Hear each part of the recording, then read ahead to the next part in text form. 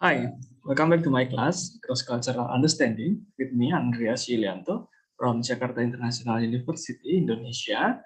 And today's topic is about global citizenship and intercultural communicative competence.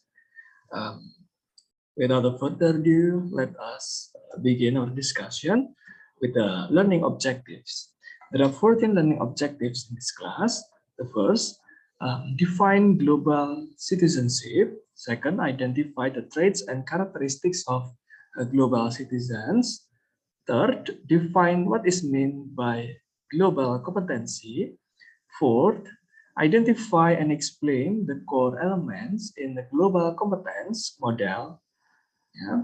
Fifth, discuss the ethical obligations of global citizens. Sixth, explain what is meant by intercultural competency. Seventh, define intercultural communications or communicative competence and identify fundamental components. Eighth, define what is meant by the intercultural speaker or intercultural mediator. Ninth, discuss intercultural citizenships and its relations to intercultural competence.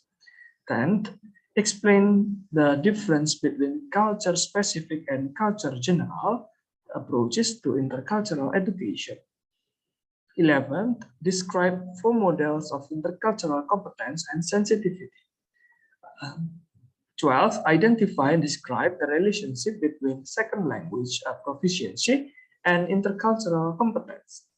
13th, identify requisite competencies for today's global society.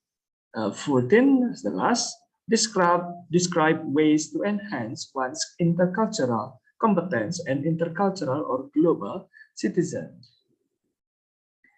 Let us begin our discussions with the introductions. All right, in the previous chapter, we discussed in many ways in which our world has become globally interdependent and interculturally complex due to accelerating globalizations, migrations, and also the rapid advances in transportations and telecommunications. And it cannot be denied that this change have impact on our self-identities and attitude toward diversity. With more and more intercultural interactions in our environment, yeah, it also triggers the potential of miscommunications and also conflict, yeah, among individuals and groups around us. However, the need for global, bilingual, and intercultural competency has never been greater. Yeah. In these discussions, we're gonna explore what is meant by the global citizenship, and we're going to talk about the competency, global competency, and the intercultural competency and intercultural citizenship that is required to overcome this challenge, today's challenge. Then we also examine several models of intercultural communications or communicative competence and discuss the construct of the intercultural speaker in relations to second language speakers. Attention is also drawn to the vital role of language in the intercultural competency.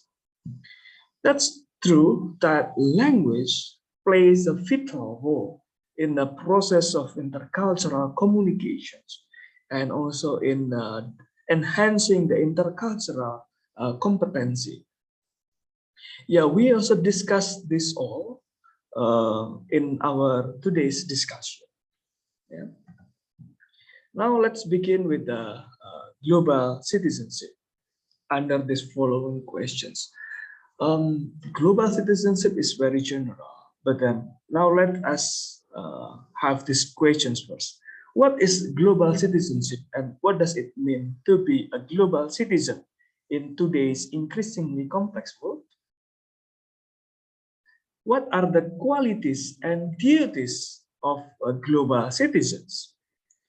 Yeah, we're going to talk about the qualities and duties of the global citizens.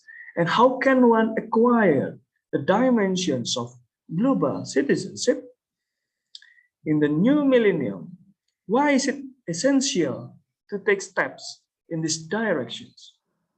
What is the relationship between identity, language, global citizenships, and ethics? Those things what we are going to discuss under the questions, what global citizenship is. Now let's begin with the citizenships. I think we are very familiar with the term of global citizenships itself. Before we look at the definitions of the global citizenships, actually it is necessary to have an understanding, to understand very well what is meant by the citizenship. Citizenship has link to an individual's conduct, right, and obligations within a particular society or even nations. Yeah. Now let's take the definitions in the political philosophy. In the political philosophy, for example, citizenship is generally viewed as a series of rights, yeah, and responsibilities associated with the individual as a member of a political community. Yeah.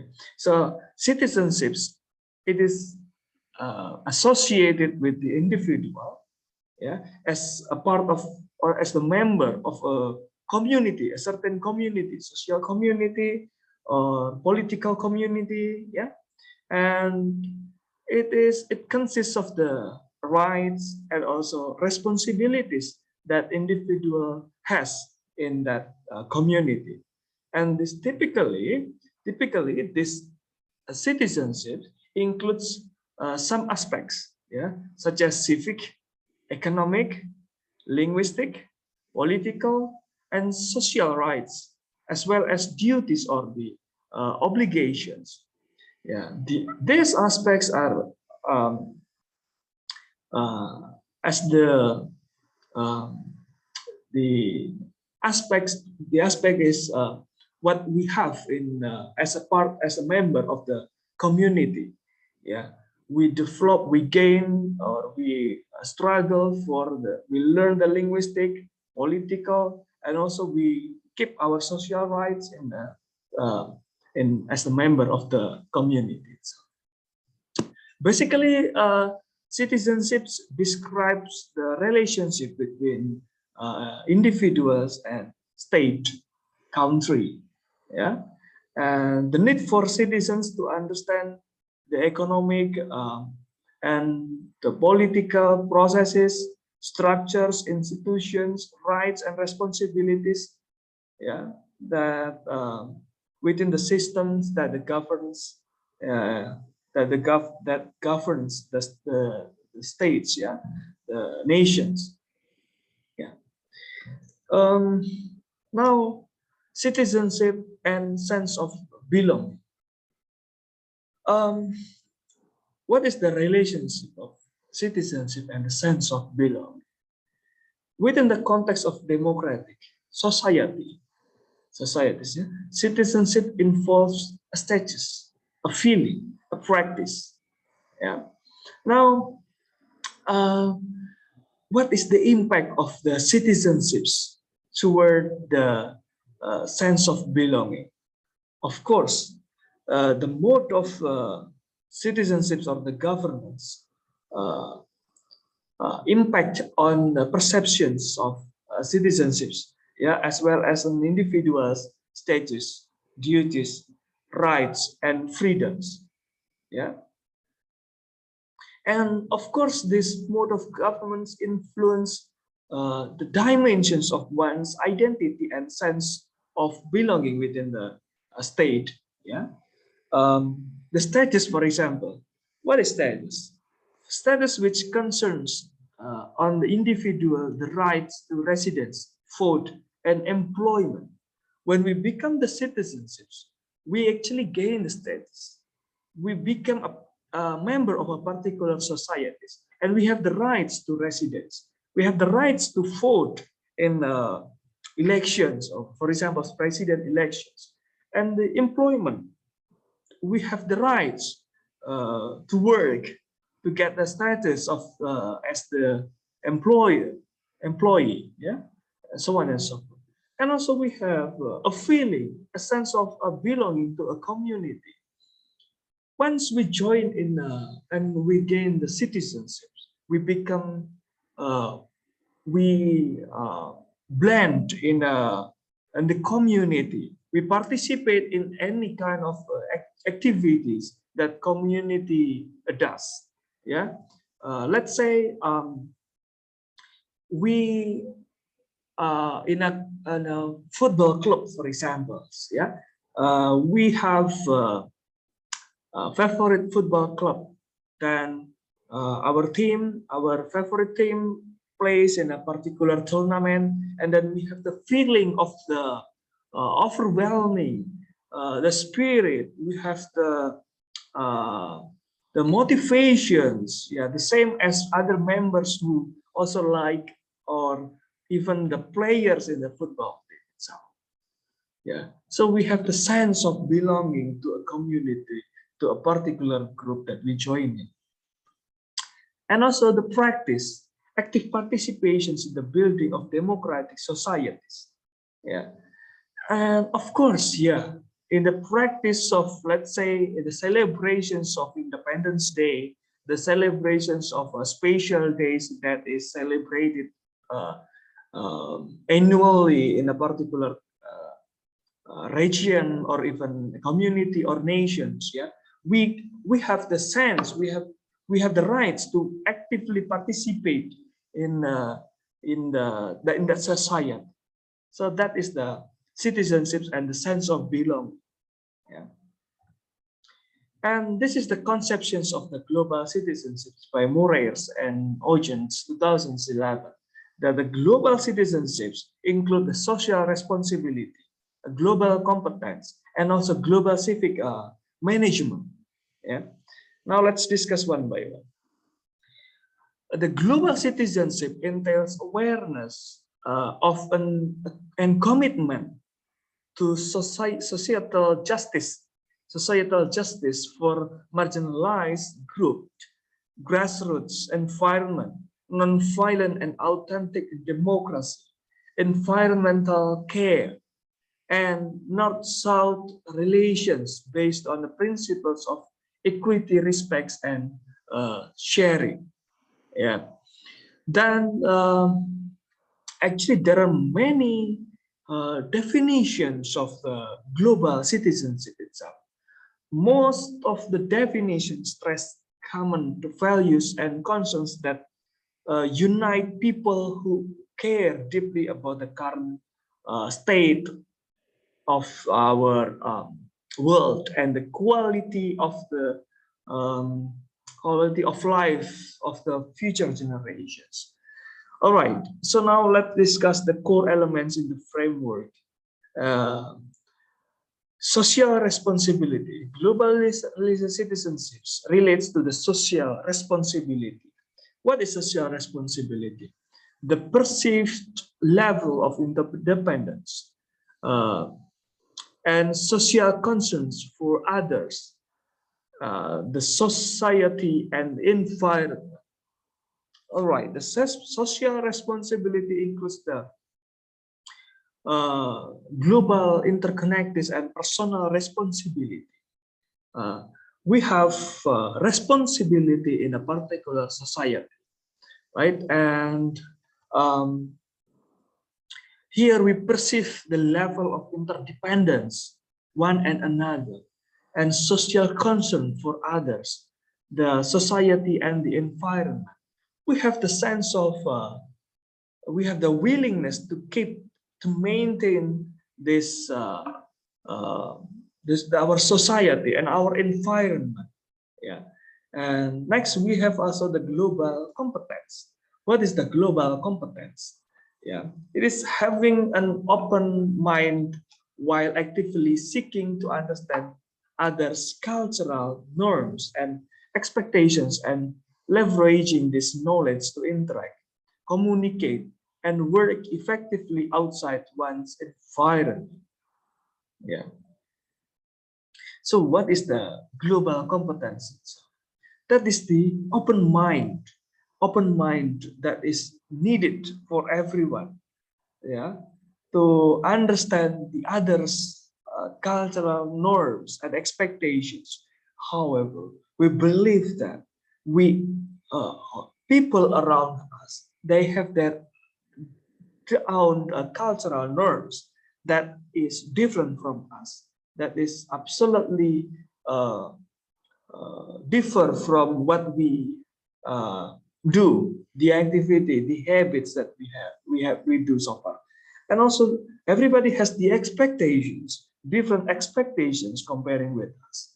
So of course, once we have this open mind, the global competence, then it equips us uh, to build, to enhance the quality of the intercultural communication and interactions. Yeah, of course, this global competence is needed to level up the knowledge, the understanding to interact, to communicate, to work effectively outside one's environment. Next, we have the global civic engagement. That is the demonstrations of actions and or predispositions toward recognizing local, state, national, and global community issues and responding through actions such as voluntarism, political activisms, and community participations. That is the global engagement where there is an actions, there is our participations in a community, in a politic things, in any kind of activities that our state, our nation, or our global community have. Yeah. Now, what is the global citizenship? That is fundamental questions that we have in these sessions. Yeah, a global citizens is someone who identifies with being part of an emerging world community and whose actions contribute to building this community's values and practices instead of seeing oneself as one as only narrowly connected to a particular region or nations. Individuals who identify themselves as a global citizens possess a sense of belonging to world community. All right, so it is broader than only a region or particular regions or even nations, but this is global. This is world community. So everybody who has a sense of belonging uh, to a world community, that actually they are a global citizens. That is we are as a part of the uh, emerging world community, yeah, and our actions contribute to build the community's value and practices. We participate in these practices, in the world community's practices. Yeah. Global citizens may still have fond feeling for their heritage, lineage, and culture, but are free of the illusions that their identities are separate from everyone else. Their sense of self-embrace, a concern for all humankind, and the future of the planet. People with the global identity are also sometimes referred to as international or world citizens. Yeah, let's say we call these global citizens as the international or world citizens. Yeah. Next is the traits and the actions of the global citizens. What are the traits and the actions of the global citizens, of the international citizens? Yeah. A number of traits and behaviors have been linked to global citizens. Now let's learn from Daisaku Ikeda, a Buddhist philosopher and peace builder and educator. Yeah, he uh, he notes some of the traits and the behaviors and the actions of the global citizens. The first, the wisdom to perceive the interconnected of all life and living. Yeah, we have the wisdom to perceive the interconnectedness of life and living. And the second thing, the courage not to fear or deny difference, but to respect and to strive to understand people of different cultures and to grow from encounters with them. And the third, to compassion, to maintain to maintain an imaginative empathy that reaches beyond one's immediate surroundings that and extends to those suffering in distant places. Those are the traits and the actions of the global citizens. Yeah. Now, our ethical responsibility. Yeah. What are our ethical responsibilities as the global citizens? Yeah. Instead of seeking selfish aims, the sole betterment of one's community or in group at the expense of others, global citizens recognize the dignity of every human being and proactively seek the common good for society and the environment.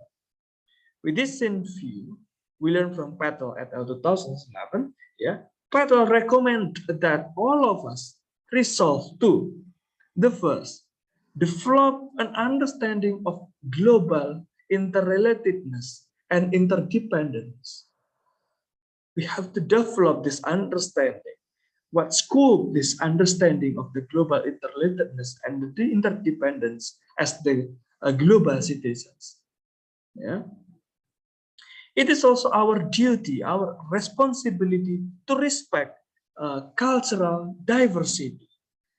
We have talked a lot about the cultural diversity in the previous chapters. And right now, it is emphasized that as the global citizens, that is our ethical responsibility to respect cultural diversity, not to judge, not to stereotype, but to respect these differences. And the third one, fight the racial discrimination. It is one of the reflections. It is one of the real actions of the or respecting the cultural diversity. That is to fight the racial discriminations. Discrimination is around us. It's everyone, and we can also feel even experience discriminated. But that is our job. Our ethical responsibility to fight these racial discriminations. And of course, we also have to protect the global environment. Yeah, for those who are still do not care about the global environment, for us as the global citizens, now we have to be aware that our responsibility, one of our responsibility is to protect our world, to protect our global environment. It is for us. It is for the next generations. Yeah. And the next, that is to understand the human rights. Of course, human right is important. Everybody has the rights to do anything they want. And also, our job is to understand all these rights.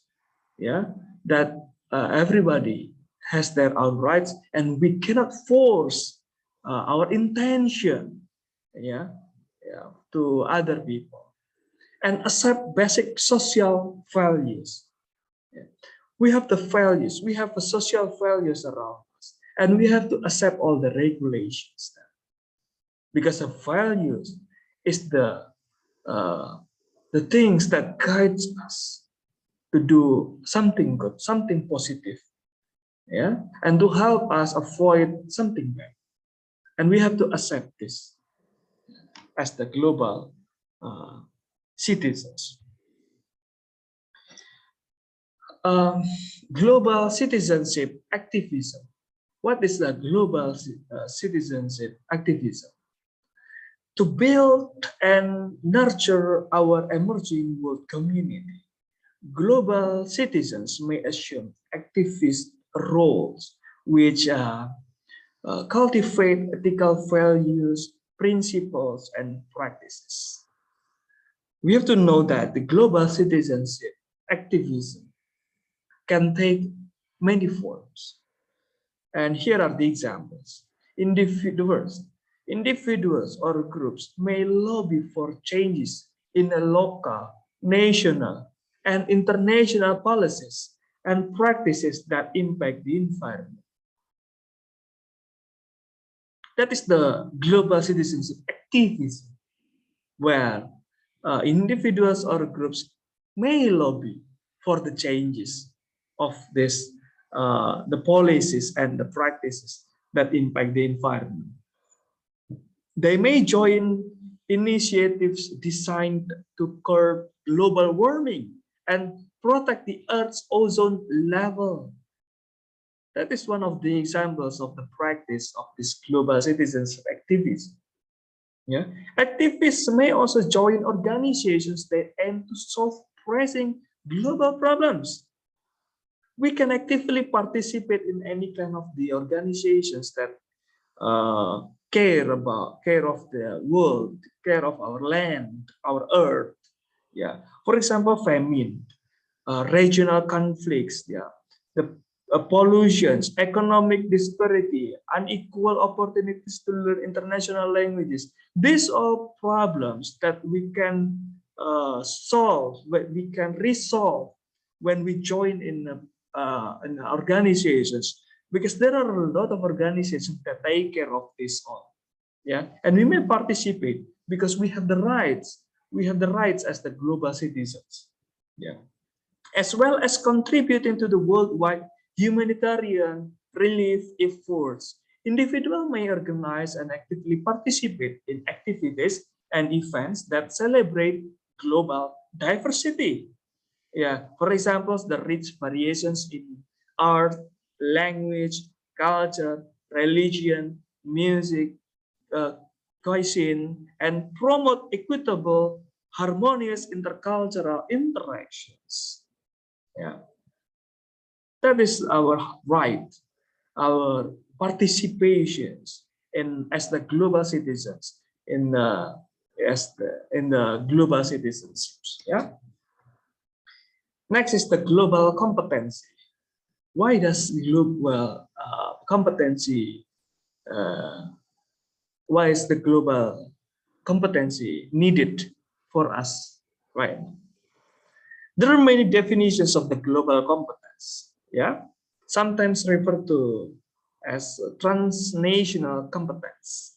Yeah, globally competent person is an individual who has knowledge of current event. Yeah, the capacity to empathize with others, the ability to maintain a positive attitude, second language competence, and an appreciation of a foreign ways of doing things. Yeah, you know that global competence is the knowledge. Global competency is the knowledge that everyone needs to have as the global citizens. Yeah, and this knowledge about the global is very important to guide us, to appreciate, to lead us in a positive action, in a positive attitude. Yeah, imagine that we don't have this global competence, then how can we consider, how can we feel and respond toward any kind of problems that the global uh, may uh, uh, may have, yeah, right now.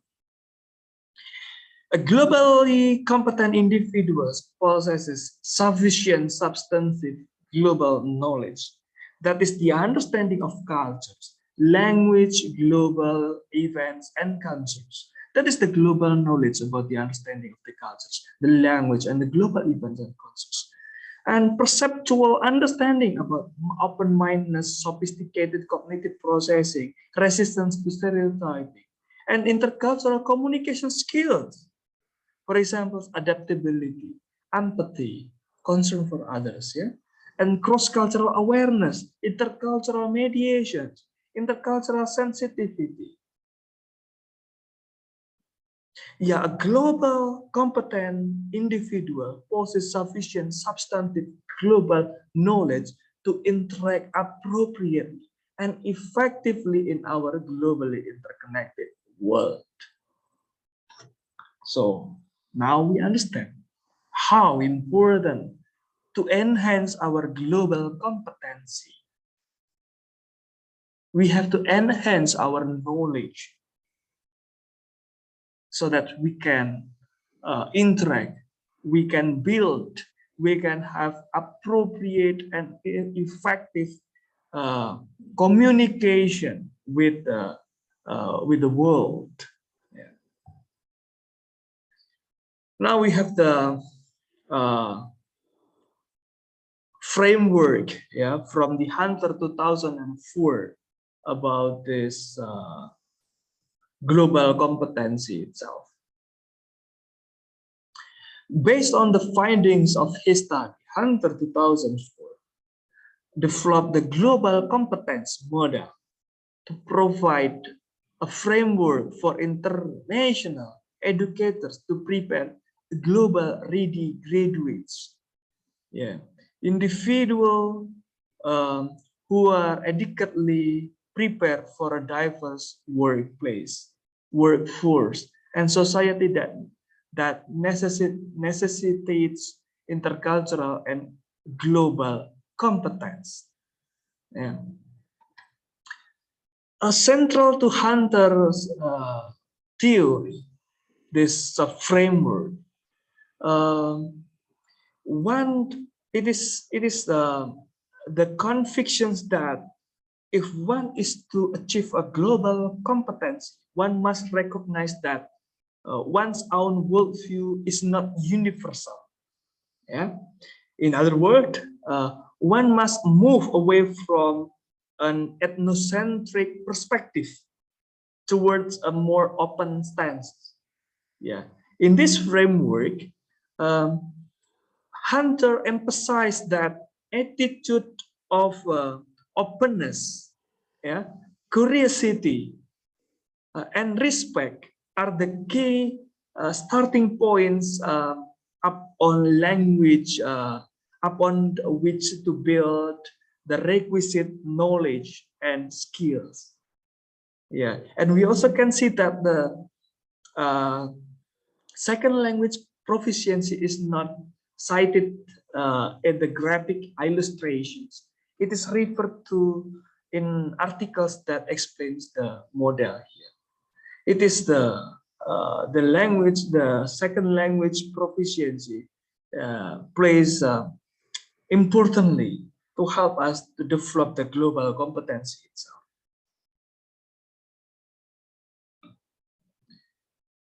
Yeah. Next is the intercultural competence. What is intercultural competency?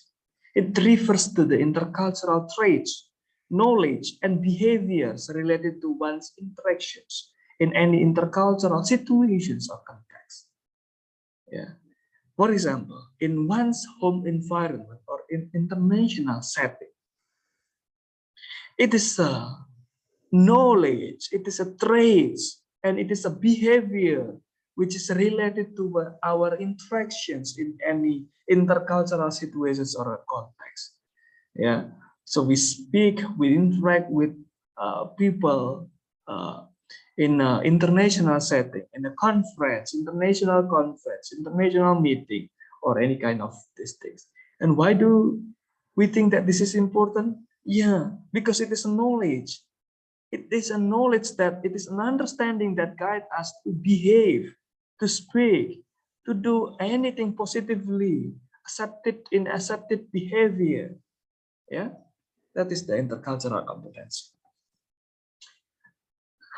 Now, next, the intercultural communications competence as the form of the intercultural competency itself. Why do we need this intercultural competence? And what does this intercultural competence means? Yeah, intercultural communications competence is the ability to acknowledge, to respect, to tolerate and integrate cultural differences that qualifies one for enlightened global citizenship. So intercultural communications competence is very important. This cannot be denied that without this competence, how can we acknowledge, how can we respect, how can we tolerate the differences, and even how can we integrate the cultural differences? It's impossible to do so. Then we need this intercultural communications competence. As the global citizens, we need to enhance, we need to develop this competence day by day. And to be a good intercultural communicators, of course, once we have this communication, intercultural communications competence, then we become the a good intercultural communicators, where we have a personality strength. Yeah, we have a strong sense of self and are socially relaxed. And we have also the communication skills, both verbal and non-verbal. And of course, we have psychological adjustment. That is the ability to adapt to new situations. So we are not afraid of facing new situations. We are ready anytime because we have this global intercultural communication competence. And once we become the good intercultural communicators, we become these good communicators, we also have the cultural awareness. That is very fundamental things. That is to understand of how people of different cultures think and act. So we can appreciate and respect everybody from all over the world. And we will avoid and will break up the stereotypes existed in the world. So that's why I encourage everyone now learn the intercultural communications competence, and we have to struggle to be a good intercultural communicators. Intercultural communicative competence. Intercultural communicative competence here focus on establishing and maintaining relationships instead of merely communicating messages or exchanging information. So intercultural communicative competence is not only about communicating messages. It's not only about exchanging information to someone else. No, not at all. But it's more than that. That is to establish and to maintain the relationship, intercultural relationship. That is the focus of the intercultural communicative competence. And this involves accomplishing a negotiations between people based on both culture specific and culture general features that is on the whole respectful of the favorable to each. The intercultural communicative competence and the intercultural speaker. Yeah. What is the connection? What is the relationship between language, culture, and intercultural competence? That is what we are going to discuss in these sessions. Yeah. The close relationship between language, culture, and intercultural competence is conveyed in the notions of the intercultural speaker to describe a foreign language or culture learners who successfully establish intercultural relationships while using their second language. Yeah. So that is the intercultural, that is the relationship between language, culture, and the intercultural competence. Yeah. So once we want to be a successful intercultural communicator, yeah, we have to learn this language. We have to learn the culture, and we have to also master the intercultural competence. Why? Because all these things are needed, are required, are fundamentally and necessarily required to interact, to build an intercultural relationships. Yeah, and we have also the relations, that is intercultural communicative competence and the intercultural citizenship. Yeah, Byram, yeah, 2008 has also linked the notions of intercultural communicative competence with citizenship educations. Yeah. Um, to to foster the development of intercultural political competence. Yeah. Byram advocates the enrichment of citizenship educations with an international dimension, coupled with the infusions of a political citizenships dimensions in a second or foreign language educations. This approach to intercultural citizenship brings together the general dimensions of attitudes, knowledge, and behavior common to both citizenship and language educations. So there is a relationship, the intercultural, between the intercultural communicative competence and the intercultural citizenship.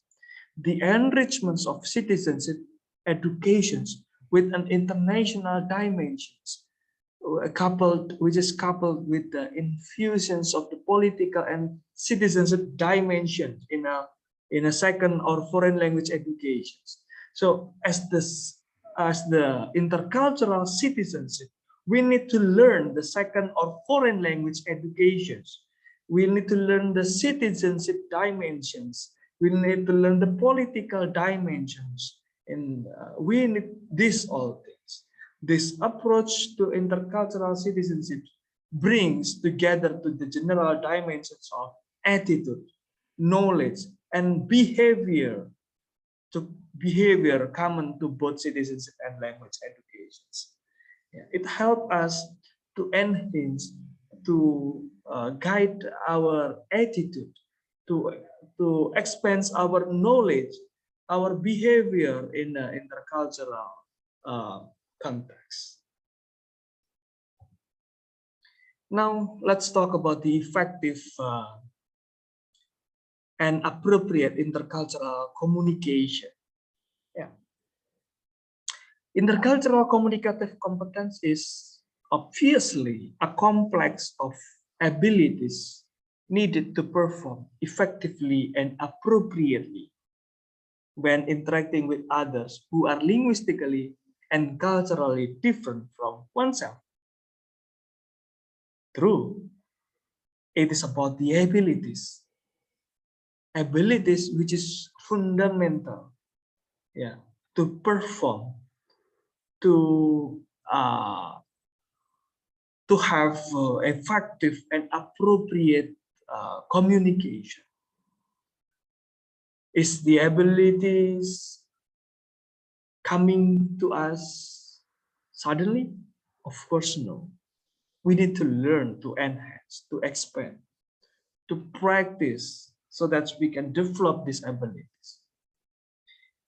Implicit in these definitions are individual traits and characteristics, for example, personality. Yeah, the domains of the relationships, communications, and the collaboration. That is the definitions. That is the implicit definitions of the intercultural communicative. It's not only that, but it is also about the dimensions of the knowledge, attitude, emotional response to people or things. Even it is also related to the skill and awareness, the proficiency in the host language and the developmental process. To be an effective intercultural communicator, yeah. So we need to enhance, we need to perform, we need to have this intercultural communicative competence. It is one's perceptions of one's performance in intercultural encounters, drawing on ethic or outsiders or view of the host or second language cultures. It is about how we see others' performance in intercultural situations. Yeah. By contrast, the notions of appropriate intercultural communications is linked to how one's behavior is perceived by one's host, emic or insider understanding of what is acceptable in the host and second language culture. If we still consider that the diversity is something weird, then we don't have this competence. But if we can appreciate and we can respond positively toward this situation, then actually we have this competence. And that is what we need to develop in order to have effective intercultural communication. Next is the common definitions of intercultural competence. There are a lot of definitions of intercultural competence. Now let's see it from the Deerdorf 2004. Intercultural competence is the ability to communicate effectively and appropriately in the intercultural situation. Yeah, in the intercultural situations based on one's intercultural knowledge, skill, and attitudes. And although the language dimension use of second language, for example, was not made explicit, it is mentioned in a related publication. Intercultural competence is the ability to communicate effectively. If we don't have this competence, of course, our communications will not work effectively and appropriately. Yeah. Now let's learn about the models of intercultural competence. Building on the understandings of Byram, Chance, and Starsorta, Bennett, Deerdorf, yeah. Intercultural communications and intercultural effectiveness, yeah. There are some models of intercultural competence here. Now let us discuss one by one. That is, the first is the model of intercultural competence by Byram 1993. In the first part of this model, Byram 1997 cites the following linguistic element as the characteristics of an interculturally incompetent second language speaker, intercultural speaker, or mediator. Here the Byram's model of intercultural communicative competence has had a profound impact on the teaching of second language or foreign languages, especially in a European context. In this conceptual framework, we can focus, it helps us to focus on the need to integrate culture into the second language teaching and learning. Yeah. Here, now look at the intercultural competence. We need to have a linguistic competence, social linguistic competence, and discourse competence. Yeah. In all these three big ideas, yeah, intercultural competence can be in the form of the knowledge, the skills of interpreting and relating, and critical cultural awareness, attitudes, curiosity, or openness. skills of discovery or interactions. Now let us discuss one by one. In the first part of this model, yeah, Biriam cites the following linguistic elements as characteristics of an interculturally competent second language speaker. Linguistic competence. What is the linguistic competence? It is the ability to apply knowledge of the rules of a standard versions of the language to produce and interpret spoken and written language. Why is it important to know this, to have this linguistic competence? Yes, of course. If we want to build a good relationship, we have to have a good language. We have to know the linguistic, the accepted languages. Yeah, we have to also enhance our knowledge about the standard versions of the language used in certain situations. And we also need to be able to interpret spoken and written language properly. So that's why linguistic competence is very important. Another part is the sociolinguistic competence. Why is it important? And what is sociolinguistic competence? It is the ability to give the language produced by an interlocutor, whether native speaker or not, meanings that are taken for granted by interlocutor or are negotiated and made explicit with the interlocutor. It is the ability to give to the language. It is the ability to know the situations, the societal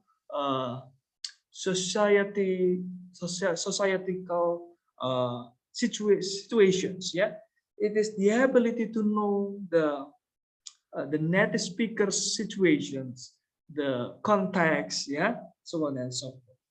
And of course, the meanings are sometimes negotiated. The meanings of the language are negotiated and made explicit with the interlocutor, for example, sometimes implicit. And we have the third one, the discourse competence.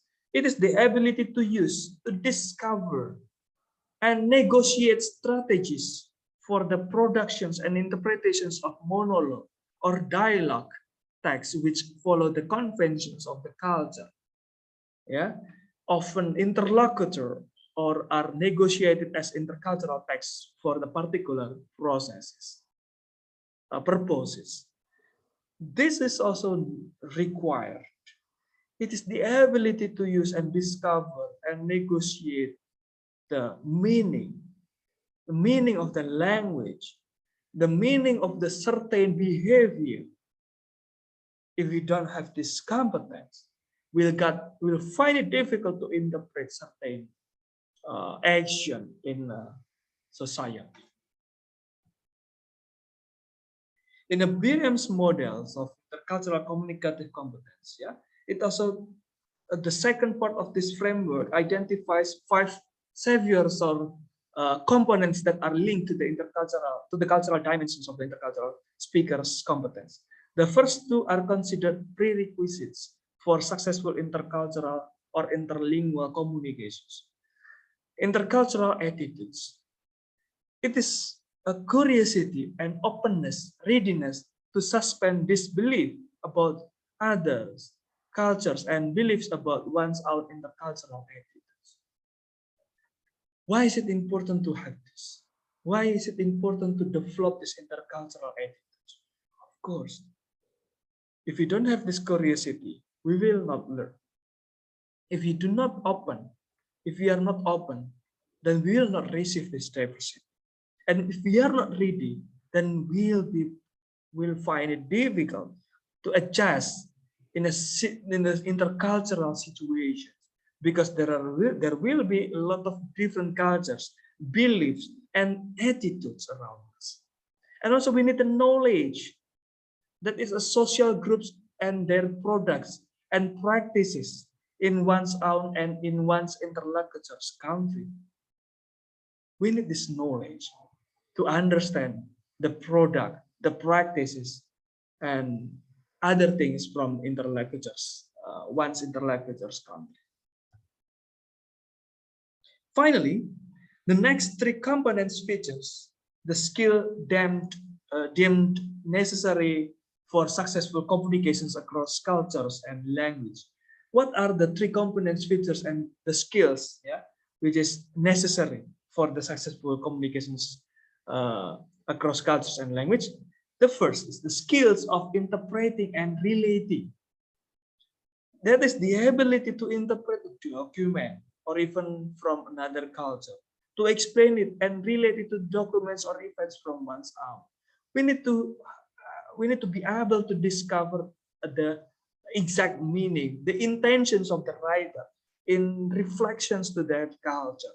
Why they write certain sentences, certain idea using a particular sentences, it is also related to the culture.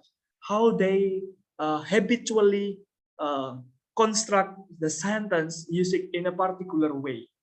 And also we need the second one, the skill of discovery and interaction. That is the ability to acquire new knowledge of a culture and to operate this knowledge in a real-time communications. Wow, it is very important to acquire new knowledge of a culture. If we are not open, if we are not ready, if we don't want to learn, then we cannot have a successful communications, intercultural communications. We need to have also critical cultural awareness. That is the ability to evaluate critically and on the basis of explicit criteria, perspectives, practices, and products in one's own and other cultures and countries. We need to be a critic. We need to enhance our critical thinking, critical awareness, critical culture awareness. Yeah, so that we can have a clear perspective, clear criteria, clear perspective, practices, and product from other cultures or countries. Next is, let's learn from the models of intercultural competence from Chen and Starosta. Yeah, that is the in this framework. It consists of three equally important interrelated dimensions that work together to create a holistic picture of intercultural communications competence. The first is affective or intercultural sensitivity. We need to have this affective or intercultural sensitivity. We have to be sensitive that there is a differences, there is a diversity around us. We need also develop the cognitive or intercultural awareness, and also we need to develop the behavior or intercultural adroitness. Yeah, and this model does not deal explicitly with intercultural interaction in the second language. These are the framework that is the equally important, three equally important interrelated dimension, yeah, from the Chen and Starosta. Yeah. In this framework, the intercultural communications competence emphasize on the transformational process of symmetrical interdependence. And here the intercultural communications competence, yeah, requires intercultural sensitivity. That is the positive emotion, yeah, that enables individual to be sensitive enough to acknowledge, to respect the differences, and also the cognitive of or intercultural awareness, knowledge of, it is a knowledge of one's own personal identities and cultures. And cultural awareness is very important to understand how culture differs from us. And the behavioral or intercultural adroitness, where it is the message skills, knowledge regarding appropriate self-discourse, behavioral flexibility. It is also the interactions management and also the social skills. These skills, affective, cognitive, and behavioral, yeah, And these actions are vital for interdependence and interconnectedness in the global village right now. Now let's learn from the developmental models of intercultural sensitivity. Intercultural sensitivity refers to the development process that impact on the individual's psychological ability to deal with cultural differences. Why do we need to have this intercultural sensitivity?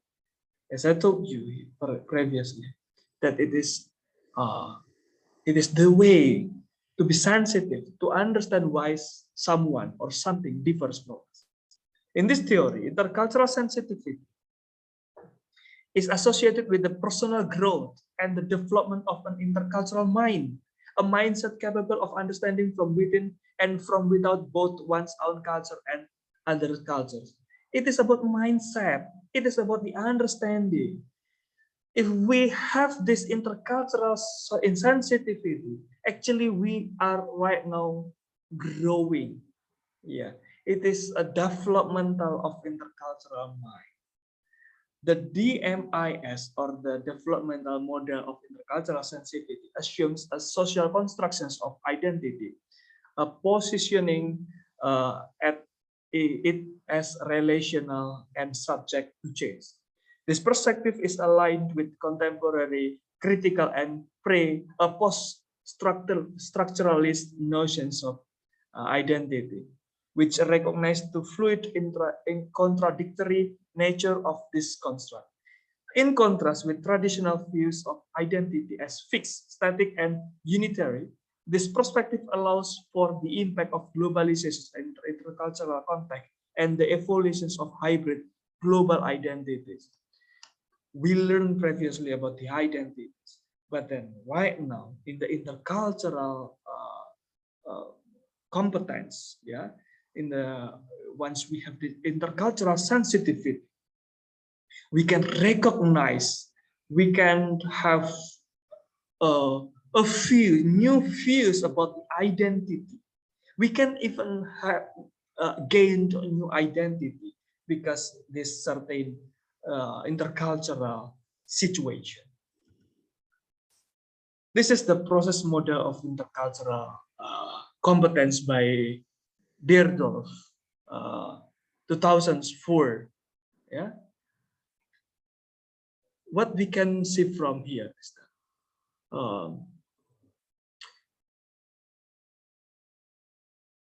attitudes, knowledge and comprehensions, skills, desired internal outcomes, desired external outcomes. Yeah. In this process model, the strength is that it recognizes the ongoing complexity of the development of intercultural competence and the importance of reflection in the lifelong journey toward interculturally. Yeah, and it is similar to Chen and Stertorsta and Byram's previously. In the Deerdorf framework, yeah, conceptual framework, this accentuates the vital role that attitudes plays in intercultural learning. And significantly, the intercultural experts also surveyed stress that the attitudes of openness, respect, curiosity, and discovery are essential for one to be interculturally competent. Yeah. In this process also, Deerdorf identifies key internal outcomes that that is very important, that may occur as a result of an informed frame of references, namely the adaptability, an extra-relative perspective, empathy, and a flexible mindset. Yeah. Now let's move to the second language proficiency and intercultural competence. Bennett et al. 2003 mentions about this second language proficiency and intercultural competence. Actually, there's an attempt to link levels of intercultural competence with the proficiency in the second language or foreign language. Yeah, the development of an intercultural mindset, yeah, resonates positively with the communicative competence and proficiency related theories of language learning. There is a typical fit between language proficiency levels and the development levels of intercultural sensitivity. As a communications endeavor, language competence is defined as the ability to use a language as an insider.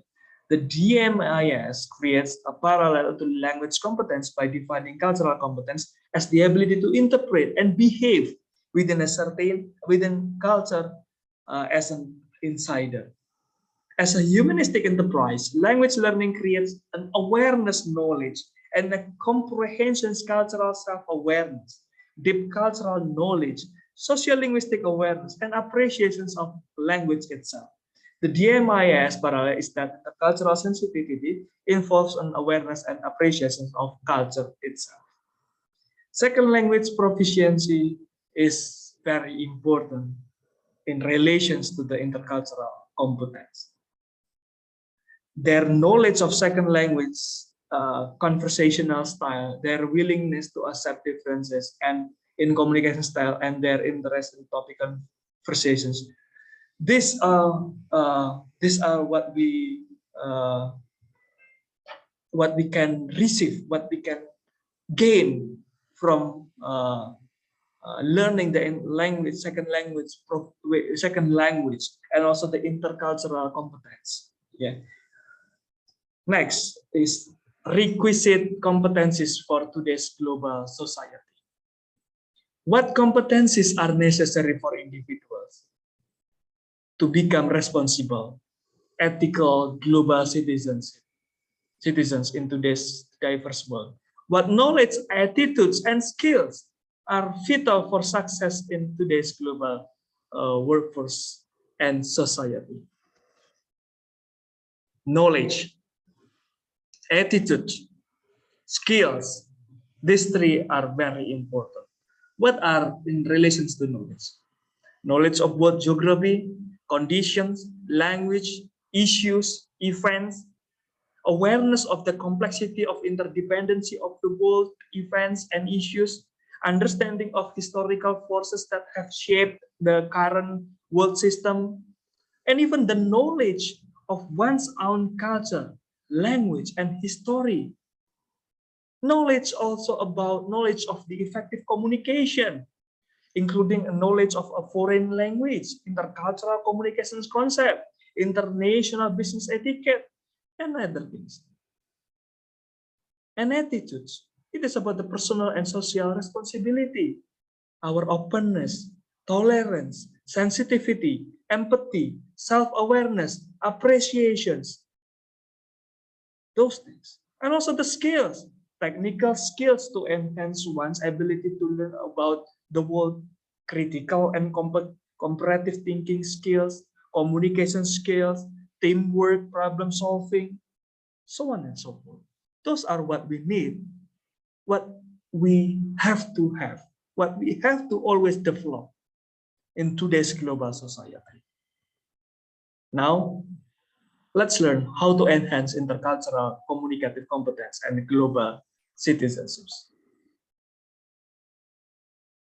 History shows that human beings have both the capacity to open our eyes, mind, hearts, and hands, and to close them.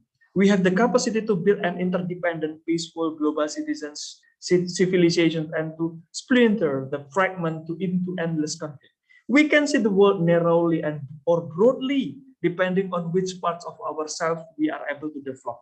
Indeed, wherever we may live, the drama of the earth itself is occurring within each of us. If we are willing to open our eyes, minds, hearts, and hands, then every one of us can become a global citizens.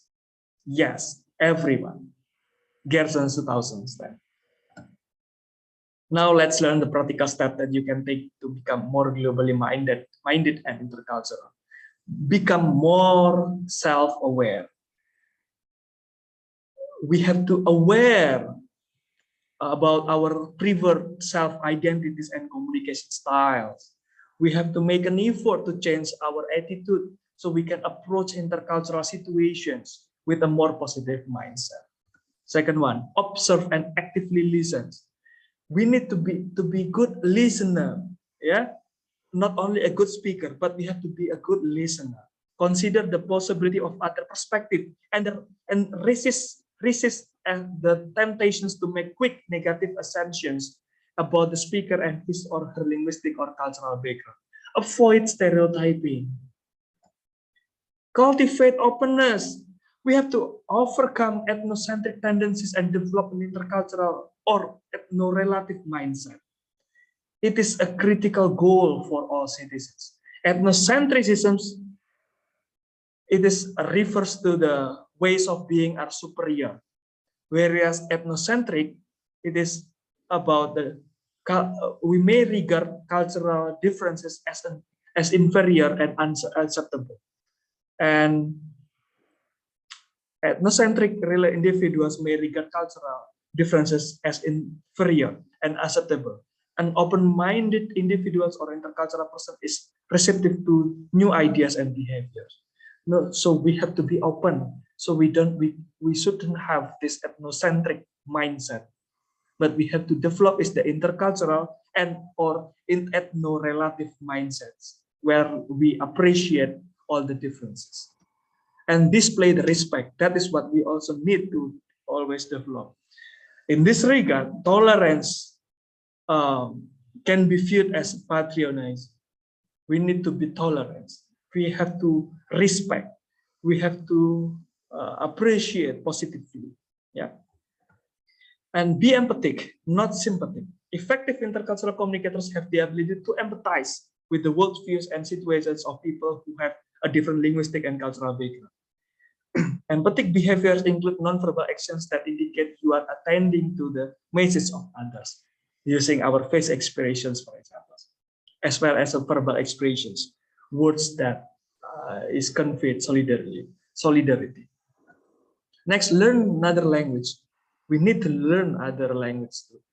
Yeah, we need to have an effort to share our feelings, ideas, and we have to use a host language if we want to interact with other people from other world. And seek feedback. Intercultural interactions, we can get a sense of how effective and appropriate our verbal and non-verbal actions by paying close attention to their reactions. Yeah, of course, it is also possible to misread signals or be unsure of their response. So it can be very helpful to get honest and frank feedback from intercultural friends. Be engaged in the world. Explore the opportunities for involvement in the community and beyond. Don't wait for others to come to you with the ideas about what you can do. Be proactive. Become interested, informed, and involved in the local and the global issues. Be patient. Of course, it is important. Finally, we have to keep in our mind that learning, developing global and intercultural competencies takes time, commitment, and energy.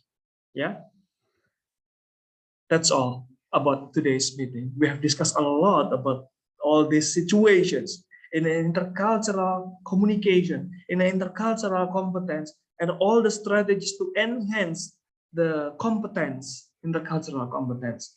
We'll be meeting in the next meeting with another topic. Thank you so much for today.